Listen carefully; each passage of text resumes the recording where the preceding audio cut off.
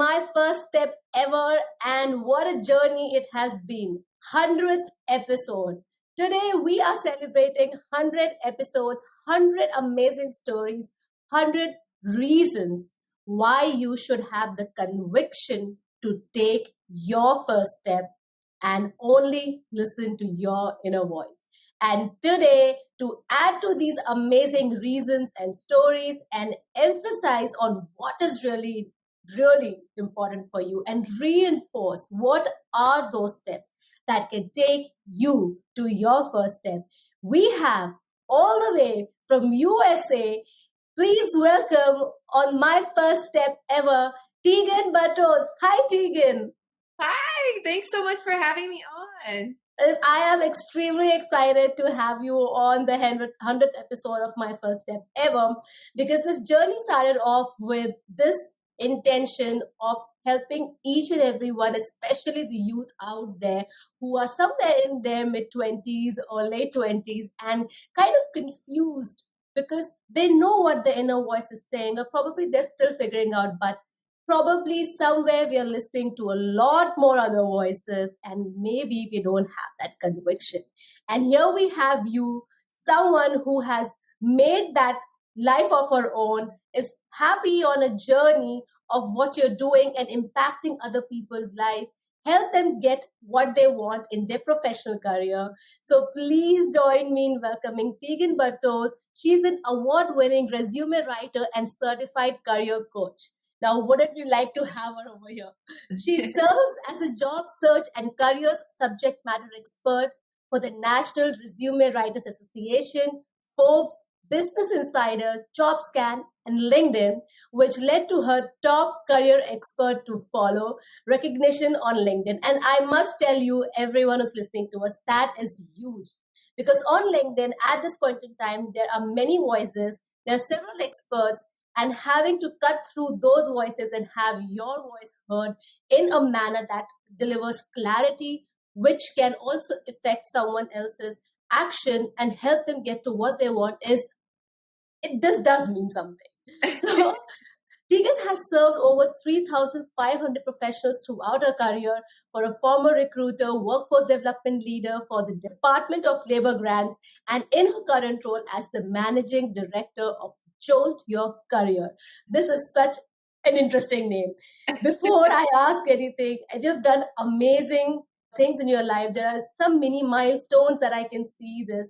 But I am very sure before you reach to this level of success, what you are, which in terms of whatever you define the success in your head, and if you feel that you're there over, I think you definitely are, because you're helping so many people out there. I want to go trace back a few steps and, go and chat to that growing little teenage girl, Teagan, and understand what were you doing then? Where were you? Teenage Teagan was a mess. I have a really dysfunctional family. And so I've got my mother who, did her best to provide everything for me as a single mom at the time. And then I had a really dysfunctional other side of my family. And so I was a teenager. My little sister had just been kidnapped, and my other sisters were being sold for drugs. And that type of violence and trauma as a teenager made me pursue a career in wanting to help others. And so teenage Teagan went to college to have an impact in social services. I graduated during the 2008 recession when the economy everywhere, but where I'm from in the United States, was crashing. And my first job out of college was rescinded. I was going to be working at the juvenile detention facility in Cook County, one of the largest correctional facilities in the area. Worked out for the best because I ended up working for a Department of Labor grant, which here in the United States, basically there's funding to help support various individuals to have success in their career. So this program was specifically for people up to age 26. And it was for people who had come from backgrounds like me, weren't privileged, had really difficult traumatic situations to overcome. And they were deciding that they were going to take ownership of their life and their path and pursue higher education and find a fulfilling career that could afford them the lifestyle that they wanted. Wow, So Teagan, not the answer you're probably expecting. this is definitely quite a difficult and a challenging situation, I think, that you grew up in. And I really don't know, what to say over here, because it must have been a very challenging phase of your life. And I'm sure a lot of thoughts must have crossed your mind at that point in time when you were growing up. Just to put little things into perspective for our listeners over here, I understand that while you were growing up, you might have different challenges as well. So over here, I'm going to ask Teagan a question. And by all means, if you're comfortable to answer that, Teagan, on a very brief note, and a high level note, when you were feeling different kinds of, emotions throughout that phase when you were growing up, and then you decided to pursue your career, study, and make something useful out of your time, how did you channelize or navigate your thought process, the fears, and then come to a conclusion, let me make some use of my life? Because it is not so easy to come out of such difficult situation, and you have done it. So I would really like you to share that thought process with our listeners, because whatever situation they are in, we are all in different situations, but we as humans deal with similar emotions. And probably you taking us through your steps of how did you, understand that situation, go past it, might really help a lot of us. I think especially when we're a young adult, we have a calling. We have something that's driving us to do something. Maybe that's something different than our families would like. I have so many friends whose parents wanted them to become an engineer or a doctor or whatever it may be. And maybe they wanted to be a chef, or maybe they felt being called to serve in the military. And it's difficult when your family, regardless of what your circumstances are, whether it be your family or society, are calling you one way, but your heart is calling you another way. And you only get one life to live. And so while we're here, it's you have to decide, are you going to make the best of it? And are you going to listen to what you really want? Because at the end of the day, you can always change careers. I have a client right now whose daughter went to school for sewing. And now she makes some of the best costumes for Disney. And I mean, this client was traumatized that her daughter wanted to go to university to sew, and she ended up making a career of it. And I've had other clients who have tried to make a career out of something that they weren't as excited about, and ultimately ended up pivoting in their 30s, 40s, 50s. And so when I was at that phase of life, there was no other option. I was going to help change the world. But then reality smacked me in the face. My job offer was taken from me, and I had to take a government job that didn't pay well. I couldn't find any other work. I had to work another job in the liquor industry just to pay my bills. And so if you feel yourself being called to something, really evaluate, what is the life that I want for my future, and can this sustain that? And sometimes that's a no. It just is. And then you keep that as a hobby, and you find something else that isn't going to be soul sucking every day. And if you pick one path and later decide to go down another path, that's totally normal. And so if you are an emerging workforce, coming into the workforce, and you're thinking, I'm not really sure what I want to do, just take a deep breath, because it's okay to change your mind down the road. Just start with something, build that skill set, and then you can expand as you go along. That's incredible, Teagan. And I see the pattern that's just one important key aspect that you've mentioned, which sort of takes away everything that a person is thinking at that point in time. Whatever questions that you have, what do I want to do? I don't like this. People are not treating me well. Why is it happening to me? All sorts of questions. all valid questions. Let me tell you, my listeners, they're all valid questions.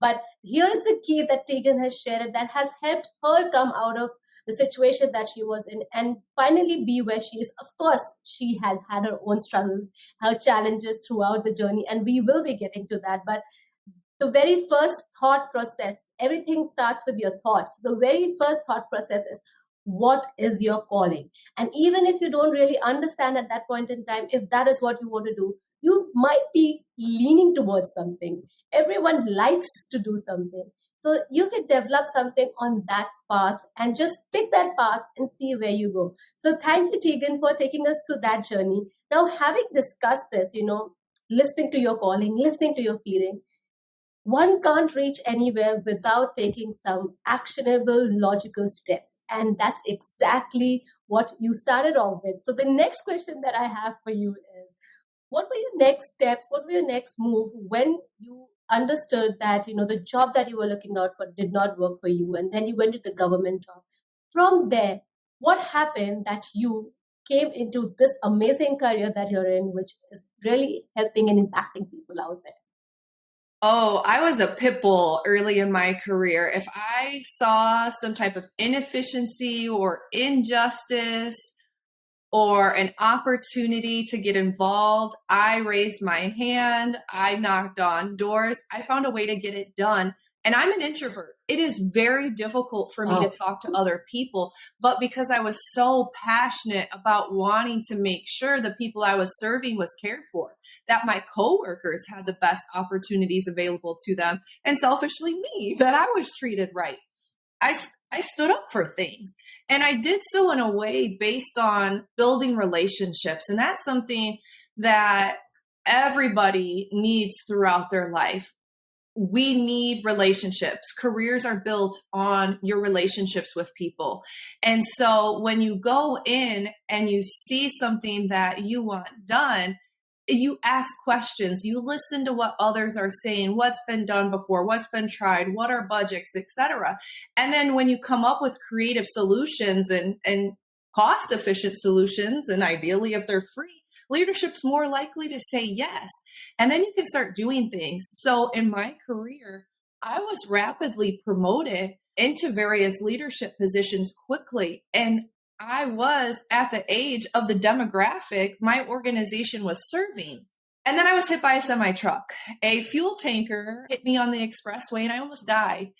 And it was at that point that I realized the hustle culture that I had been living, working nonstop, fighting red tape, that I was making an impact at a local level. But if I really wanted to make an impact in the way that was going to also afford me a personal life as well, I had to change the way I was doing things. And so I ended up, when I got cleared to return to work after I went through physical therapy, I ended up working for reduction in force program. So that means when a company lays off massive amounts of people, they have to abide by certain laws from the government to provide resources to help job seekers get back employed quickly. So in that job, I made relationships with companies and helped companies see the value in hiring people that they might not otherwise have taken into consideration. It was a fantastic experience, but again, it didn't pay well. And when you're younger, sometimes what you make doesn't matter as much because you can live off of peanut butter and jelly and pasta and, nasty apartments. But once you start to get closer to your 30s and want to travel and have a different type of lifestyle, money, you start to think about, you want to make more money. And so I left government work and I became a recruiter. And so I sold out and I started placing people in positions that my clients were looking to fill. And I did fantastic at it. I was, top of my new hire class. I was being tapped by leadership for different initiatives. Hated the job. I didn't like the fact that the best candidate didn't always get the job. I didn't like that hiring managers would say no woman for this job or no person of color or only a person of color because then they're going to pay them less. I saw the nastiest of the nastiest when I was in this job. And then I was asked to forge resumes, and that drew the line for me. I cannot sacrifice my integrity for a paycheck. So I quit with no plan, none at all, which I know that's a terrible step, but that was at the position that I was in. And because I had been writing resumes on the side, I just knew, well, I can write more resumes until I find my next job. And I started writing so many resumes and I started coaching so many clients that the referrals just kept coming in. And then before you knew it, I had a full-blown business, which 6 years later, here I am with a whole entire team supporting me and having worked with not only private clients, I now work with multiple boot camps in tech. I now work with multiple executive search firms, prepping candidates for their panels. I also work with corporations on recruitment best practices, because when you've seen the bad, you can also figure out what things need to be done for the good. And so that's what brought me to where I am today. Teagan, this is an incredible journey that you had. Definitely. So many ups and downs. Yeah, it just doesn't cease, I think the sort of the drama that you had in life, and by all means, in all with all respect, because I think you lows were really, really difficult, and your highs, which I hope and I'm praying that you get even bigger over here and better going forward.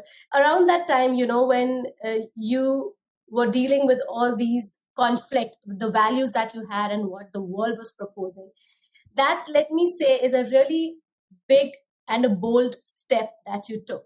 Just saying no. A scary step. It's really difficult when you're in a position, and a lot of young people find themselves in this position where they're asked to do things that they don't feel comfortable with, where they're treated with disrespect from their company, where they know that they're not being paid appropriately. So many of us face this, and we have a choice. We have a choice to stay, or we have a choice to leave. Now, I don't recommend it. Just leaving without a backup plan like I did, that was painful. But if you know you're in that position, know that it's within you to change that and start taking steps to go elsewhere. And I would say, I can't agree more when you say that if you really want to take a next step, have something in mind, calculate the next steps. You should know where you're going, because when you just are there in the vacuum and you have nothing going on, it's very easy to get drowned into that depressive state, that nothing is taking place, there's no action that we need to do. So the way our mind and body works, we need some sort of even minute goals each day to get us along from one checkpost to the other checkpost, slowly, steadily. And I think I can completely understand why Teagan says that that's something that one mom must not do, because I have once been in that boat as well. And that was scary. The moment when you do it, you feel like just do it, because you can't live like this, which is all good. Having a plan is actually quite helpful. So from there, Teagan, as you were mentioning that you, out of the feeling to help other people and be on the right path, as you mentioned, you started writing, taking whatever job at that point in time that came to you.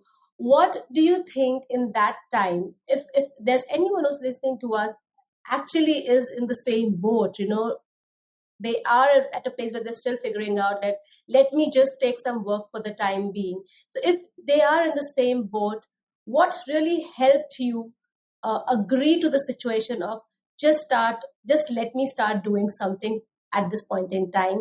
And how did you envision the next few steps from there? Yeah, I was fortunate because throughout my career at this point, and I had already gained a reputation for being good at helping people find jobs.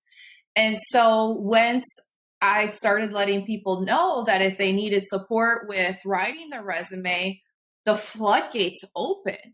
And at this point in time, I was no longer being held captive to the red tape that the government put me through. I was no longer on the terms of the hiring managers who were hiring me to fill their positions.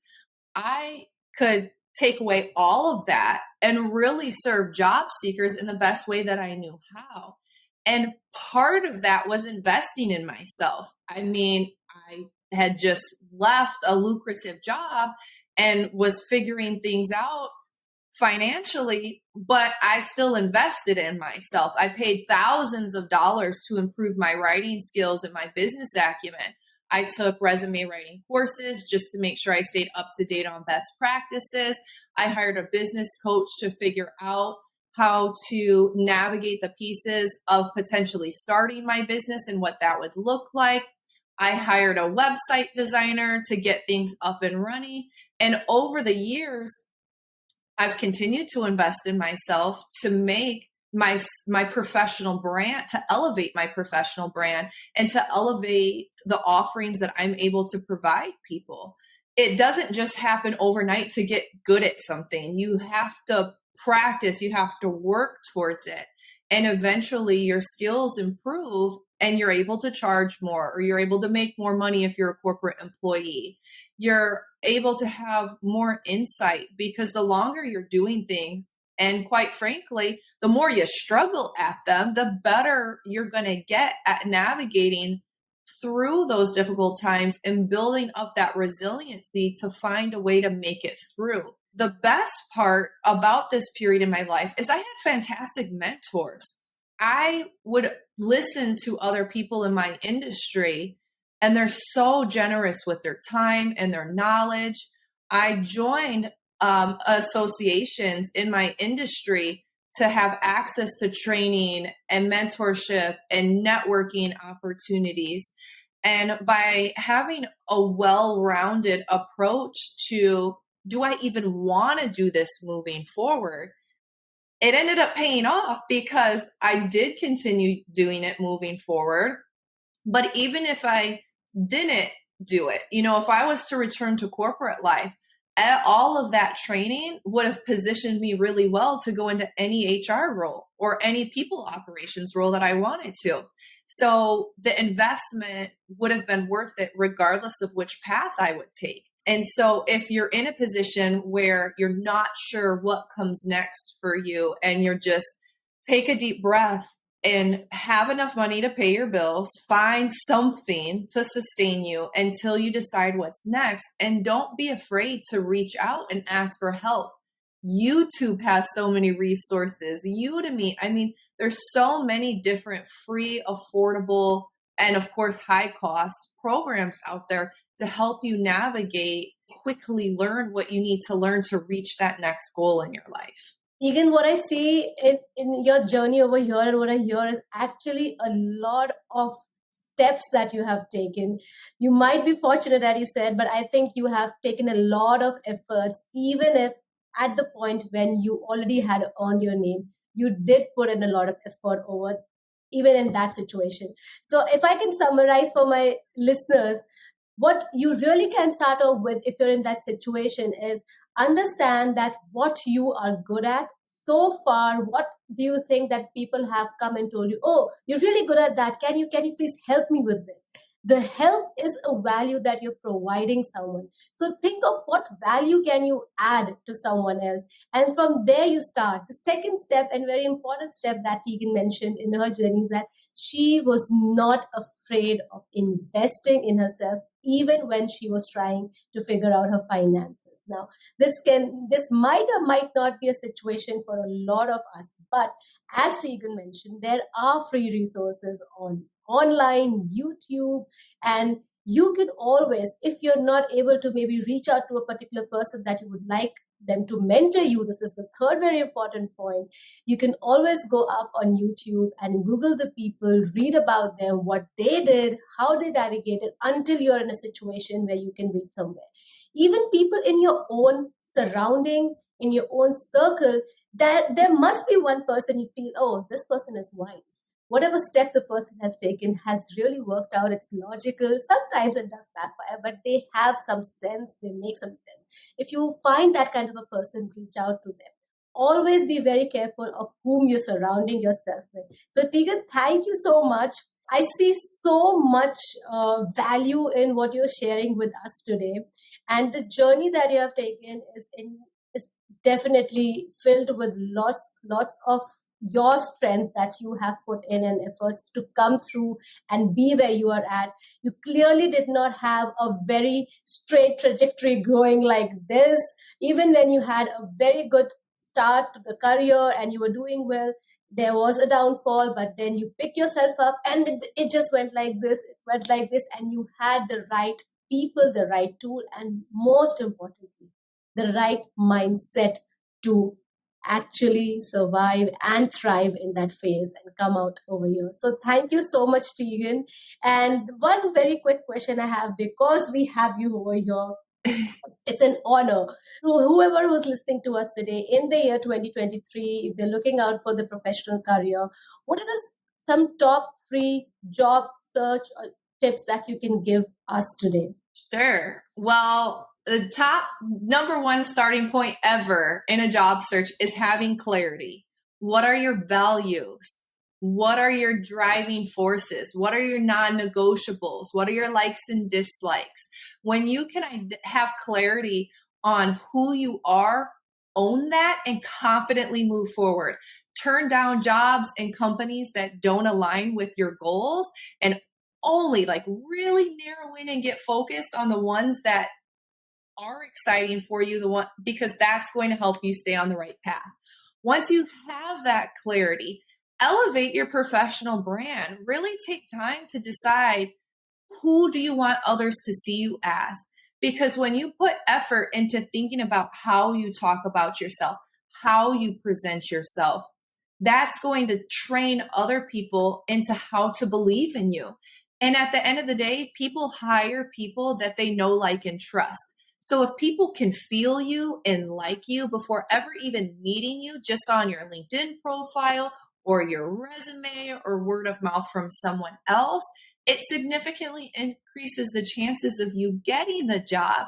And then my third step would be to have both a reactive and a proactive strategy to what comes next in your career. Reactive is taking opportunities that come to you, applying to jobs that are posted online, where proactive is being really intentional about thinking about what companies you would love to work at.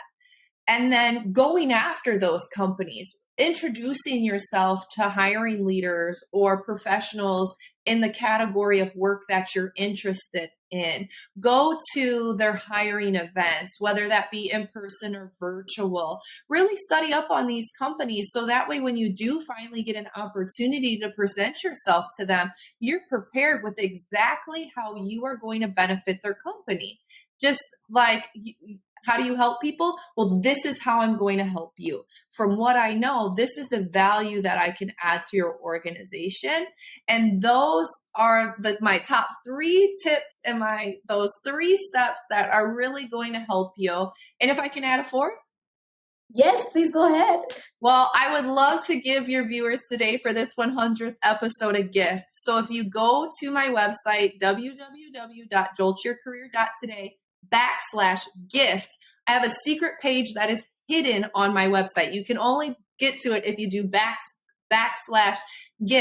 It's going to be resume templates, cover letter templates, a hidden job market guidebook, my LinkedIn SOPs on how to optimize your profile for both the algorithm and human readers. And it's all for free. You just put in your email address and it shoots it all in an email to you.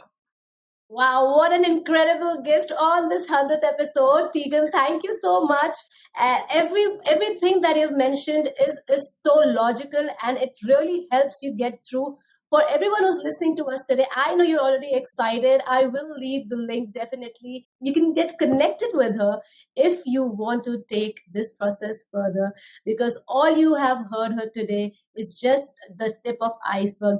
So thank you so much, Teagan, on being on my first step ever and giving out such a special gift for the listeners. I would grab it if I was in that position for sure. And I'm happy that you have done that so generously over here. Thank you so much.